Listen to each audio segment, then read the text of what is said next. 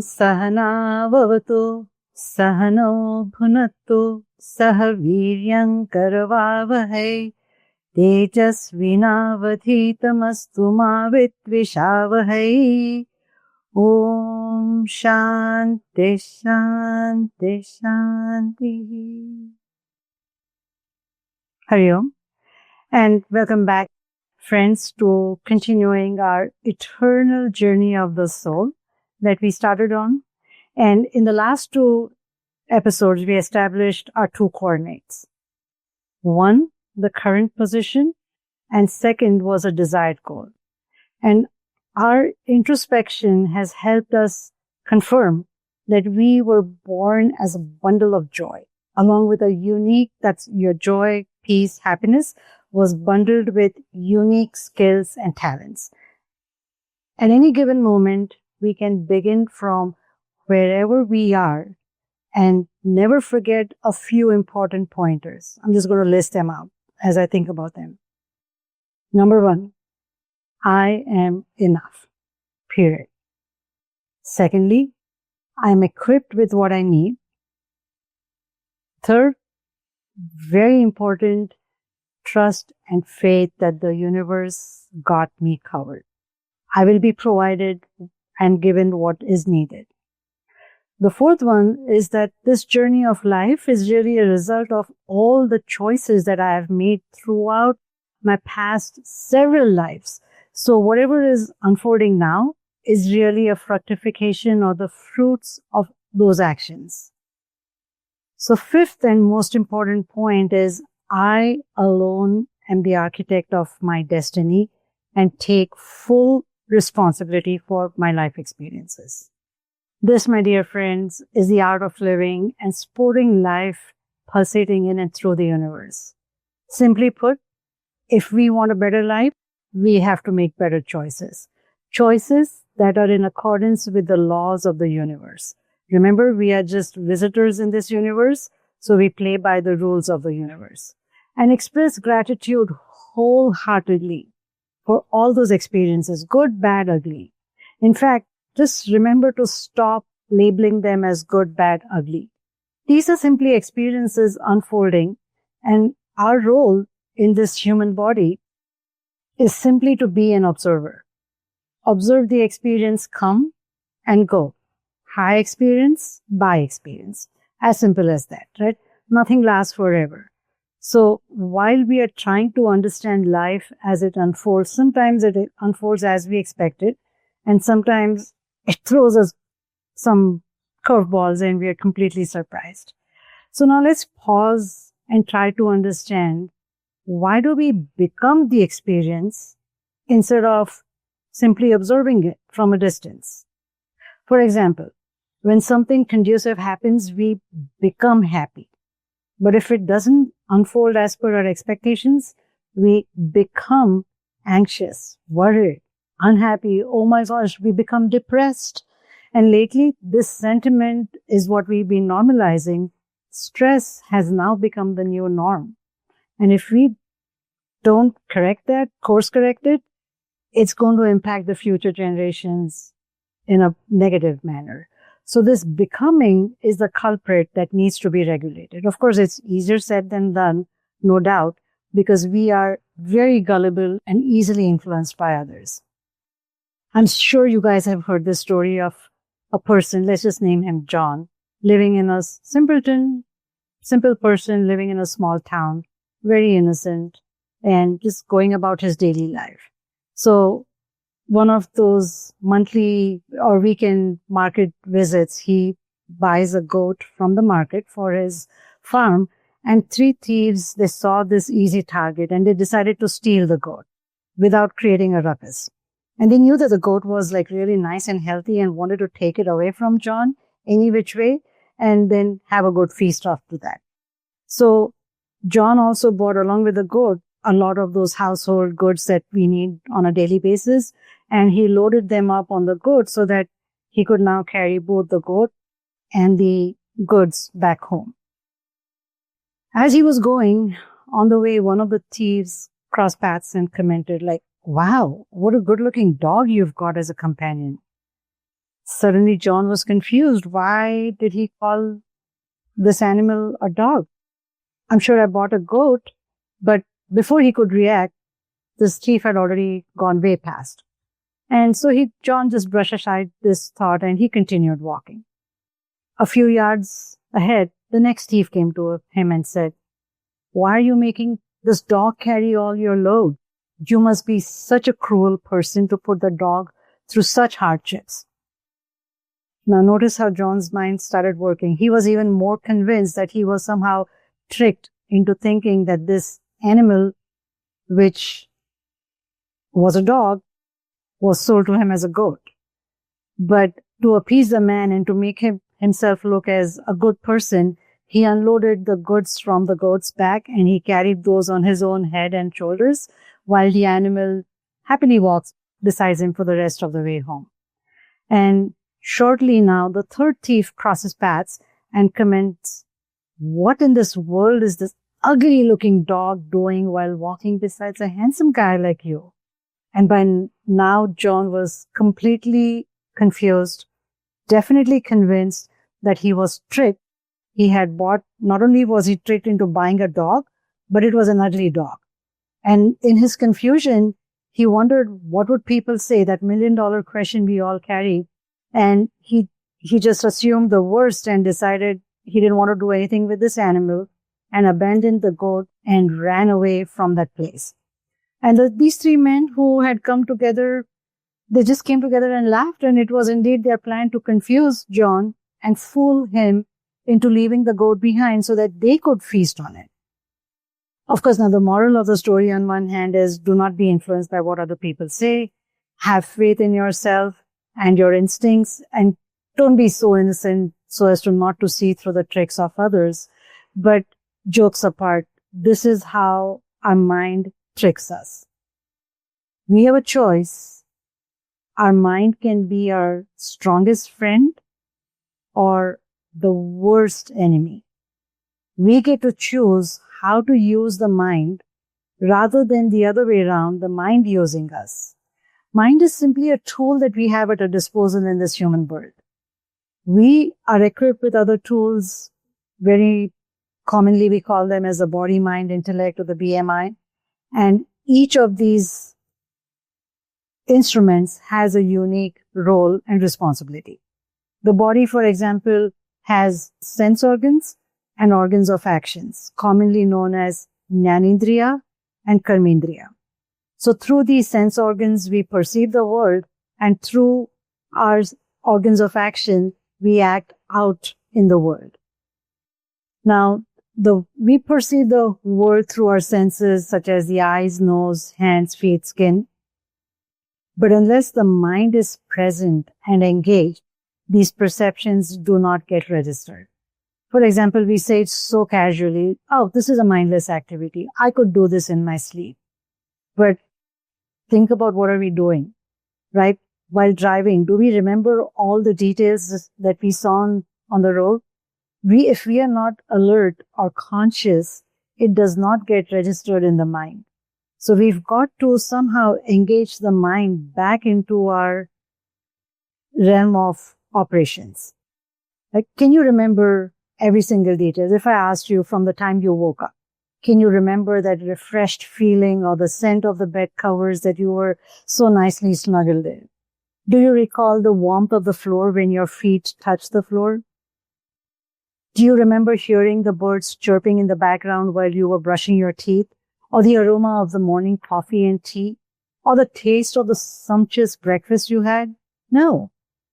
We don't remember these details because they just slip by, and because the mind has already gone way ahead, jumped hoops, and gone thousands of miles away from where we are right now.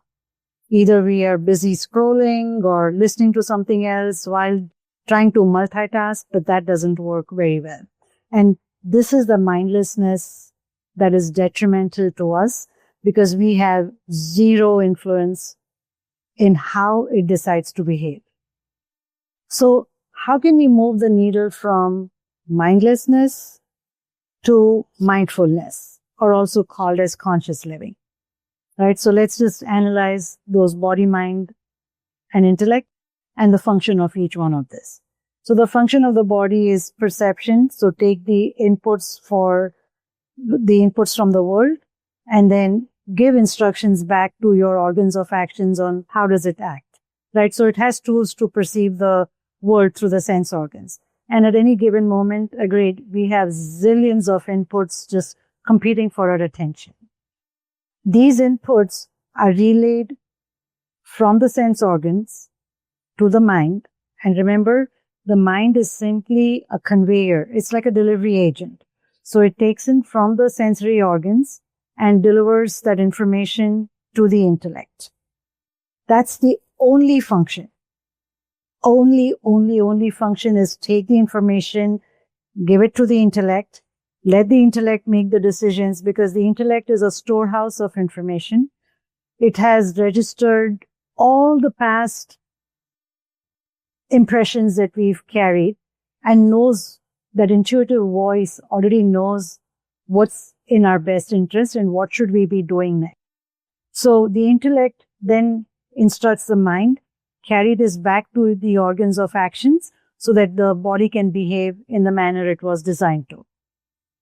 That is the sheer purpose of the mind. Just be a delivery agent between the body and convey it to the intellect, right? The intellect is the one which discerns all the thoughts that are just coming in and which of those are worth acting upon. Because at any given moment, as I said, you have zillions of thoughts just gushing in our mind. And at some point, there is a disconnect. So where did this disconnect happen? Think about it. The mind, whose job was simply to relay the information between these two, starts bypassing the intellect completely, ignores the instructions it was given, and starts behaving as though it's the boss, and then takes over the function of becoming the decisive factor. But the nature of mind essentially is indecisiveness. So how can you expect the mind to take decisions? It's an oxymoron. It just cannot happen. Like, can you imagine trying to smell through your eyes? No. It's ridiculous. Function of the eyes is to see. Function of the nose is to smell. Eyes cannot smell and the nose cannot see. As simple as that. So when you let the mind overpower the intellect, not only are we making wrong decisions, but we are drowning that intuitive wisdom and shutting down that inner voice and making it less and less and less audible. And soon we just can't even hear that voice anymore. Right? So just remember, every organ has a role and a responsibility. If we stick to that role and responsibility, it would be much easier and less stressful and helps us to go with the flow. So the story that I shared of John is not any different than my own story, right? What I'm about to share with you right now is not something of a distant achievement, but that of inner transformation. One that begins in this world of noisy labels and ends in a quiet moment of clarity, when I finally tuned in to hear my own voice. So as a child, I grew up and the world handed me descriptors like party favors, right? Careless, sloppy, not good enough, dark-skinned, because we value the fair-skinned a lot. Ugly looking, not as good looking as my parents or my sisters were. And without any knowing better, I not only accepted these labels, but I imbibed them. Because our minds are so vulnerable, especially when we are young. We absorb these stories, judgments, and impressions and turn them into our truth. I didn't just hear those labels. I wore them with pride. Yeah, I am careless. Yes, I am sloppy. Oh, so what? I can't do this as good as you do. I believed them. And I became those labels. But everything shifted when I moved to the United States for higher education. Suddenly, no one knew my past. I had no labels trailing me. And I started with a clean slate over here. Just me. And here's the twist. When no one tells you who you are, you get to decide what to become. And that silence was unsettling, but it cracked something open. I had to rely on my own instincts. I had to learn fast and adapt even faster to this new culture. Sure, it was a culture shock as soon as I landed. Like, I have to do everything by myself. What? I have no help. What about my elder sisters? I mean, I didn't even know what the size of my clothes were. I didn't know what shoe size I wore. All these decisions were made for me. I had hand-me-down, so I never had to choose what to wear because that was a luxury. Now, over here, not only did I have to figure it out, I just had to make decisions and stick by those. A common example, missed a payment, missed paying my fees on time. There was a deadline. We all knew about the deadline. And this small error used to be rectified back home because I could just show them my card. I belong to this elite family and all the fines would be disappeared. But that didn't work. I tried that card. It didn't work. They said, well, yeah, you may belong to that family, but so what? And this penalty was real. There was no one to fix it and there was no one to blame. I was so embarrassed to even let my parents know that I missed payments. And the late fee was really my very first real lesson in responsibility. Taught me real quick how to start setting calendar alerts, build habits, own your decisions. And piece by piece, I assembled a version of myself that I didn't know existed. I was certainly capable, accountable, and I was growing phenomenally. And then came a moment that shook me again. As a doctoral student, I attended a conference and I came across a book that was titled The Ugly Duckling Who Grew Up to Be an Ugly Duckling. My heart just sank. That label, ugly duckling, wasn't fictional for me. I had clung to that in the hope of turning into a beautiful swan. That book felt like a stab in the chest and rewriting the happy ending that I always held on to. Oh my gosh, what if I remain ugly forever for the rest of my life? What am I going to do? But that moment did not break me. It fueled me. It reminded me how dangerously powerful these labels can be. They don't just sit on shelves. They stick to our souls. And I promised myself that day I would never let a child or any person for that matter believe that they weren't destined to become their most beautiful selves. And when I shared this epiphany back home, people couldn't understand. It's just a story, they said. But to me, it was proof of how deeply those words root in our minds.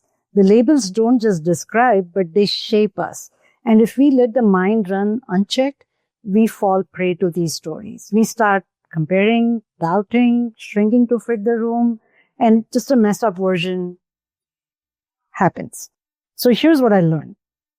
Okay, the mind's job was to relay like a messenger running between the sense organs and the intellect and back to the organs of action. It's the intellect, that quiet, intuitive wisdom inside of us that holds the compass. That's the inner voice that says, hey, you're more than this. You're meant for more. And when we allow that inner voice to lead, everything shifts. We stop chasing validation. We stop comparing and we find conviction in our own abilities and confidence begins to soar. And that's not the ego.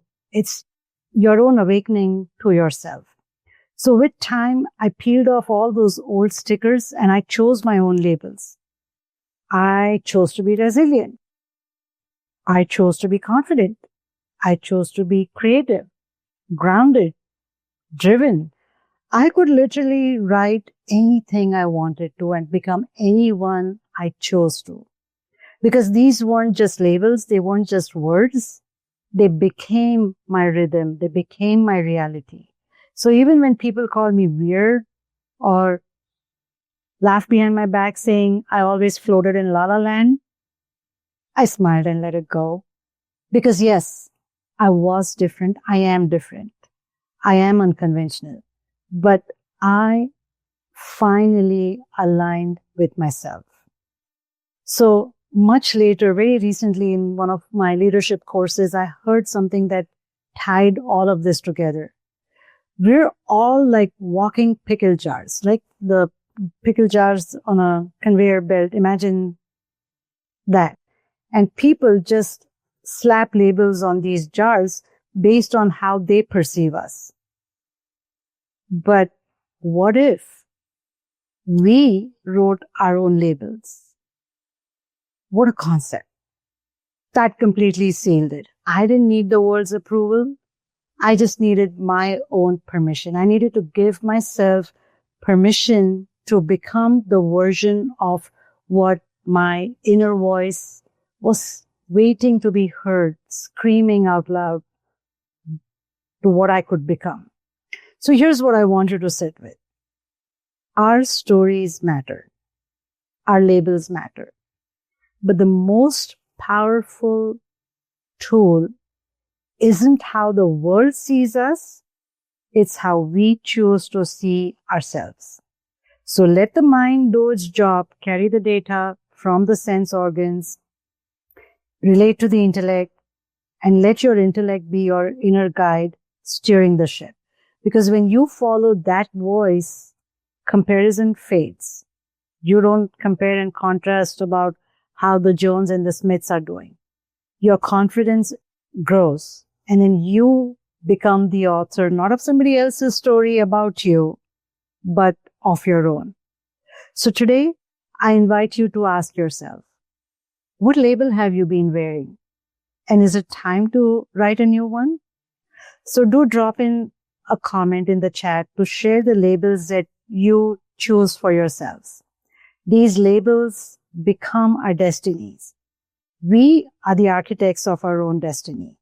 Every choice we make and the intention behind it governs the blueprint of what we create for ourselves.